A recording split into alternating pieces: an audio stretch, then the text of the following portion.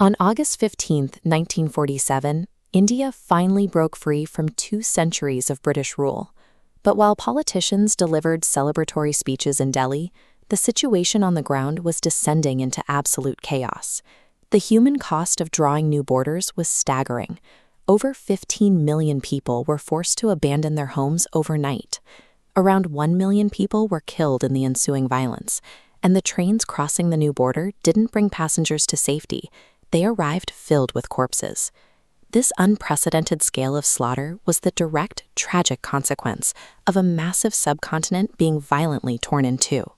Exactly 90 years earlier, during the 1857 rebellion, Hindus and Muslims fought side by side. When the British introduced the Enfield rifle, both communities united in a massive uprising that nearly collapsed the East India Company. National identity completely overshadowed religious differences. How did a highly unified anti-colonial population devolve into neighbors slaughtering each other in less than a century? The British Empire realized that a united Indian populace was impossible to govern. They needed to break that unity, and they started by targeting the intellectual heart of the independence movement, the massive province of Bengal. This map shows how the British executed a calculated spatial division in 1905. Under the guise of improving administrative efficiency, they split the province, deliberately isolating the Muslim-majority population in the east from the Hindu majority in the west. The local population instantly recognized the tactic. Protesters flooded the streets, and normal citizens became highly polarized political actors, gathering in massive numbers across cities like Dhaka to reject the division. The British responded to this massive resistance by introducing a far more insidious political wedge. In 1909, Viceroy Lord Minto rolled out a series of legislative changes. This flowchart illustrates the core of these reforms, a concept called separate electorates. Under this new system, Muslim voters could only vote for Muslim candidates. The democratic process itself was now officially segregated by religion. By hardwiring religious identity directly into political power, the British planted what Minto himself privately described as a deadly seed. The framework for modern communalism was now officially encoded in the law. Over the next 3 decades, that seed grew. Political leaders who had once championed unity, like Muhammad Ali Jinnah, began clashing with the Indian National Congress over power sharing, fracturing the political landscape entirely. Intellectuals like Sir Muhammad Iqbal began promoting a drastic new idea.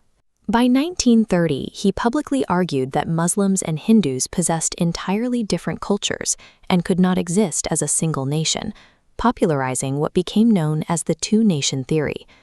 The outbreak of World War II accelerated this divide.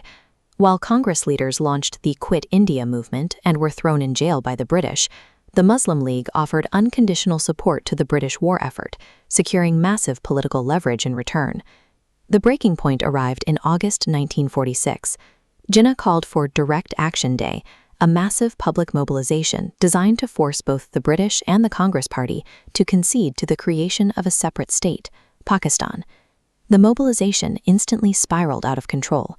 Calcutta erupted into extreme violence, with political leaders allowing radical factions a free hand to massacre civilians in the streets.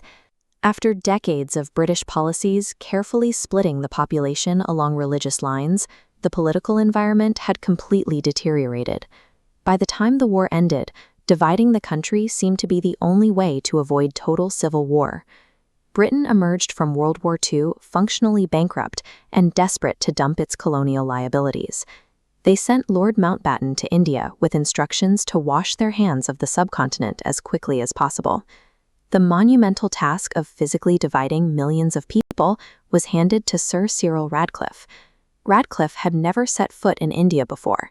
He was given just 5 weeks to review some paper maps and draw a border splitting the entire subcontinent. The administrative failure was absolute.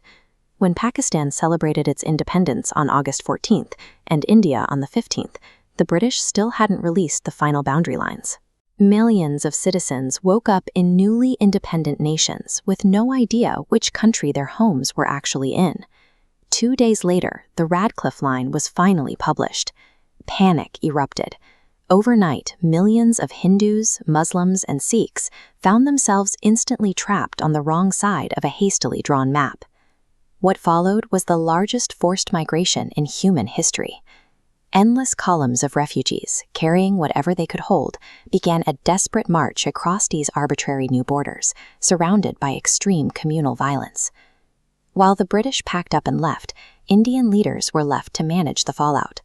Sardar Vallabhbhai Patel had to mount a grueling political campaign to integrate over 500 remaining princely states, working tirelessly to prevent the rest of the country from shattering further. The carnage of 1947 was the end result of a calculated strategy to weaponize identity. The British spent nearly a century deliberately splitting the population to maintain their grip on power, and when they finally let go, the pressure broke the country in two. The 1947 partition left a deep continental scar, an unnatural geographical trench that defines the geopolitics of South Asia over 7 decades later.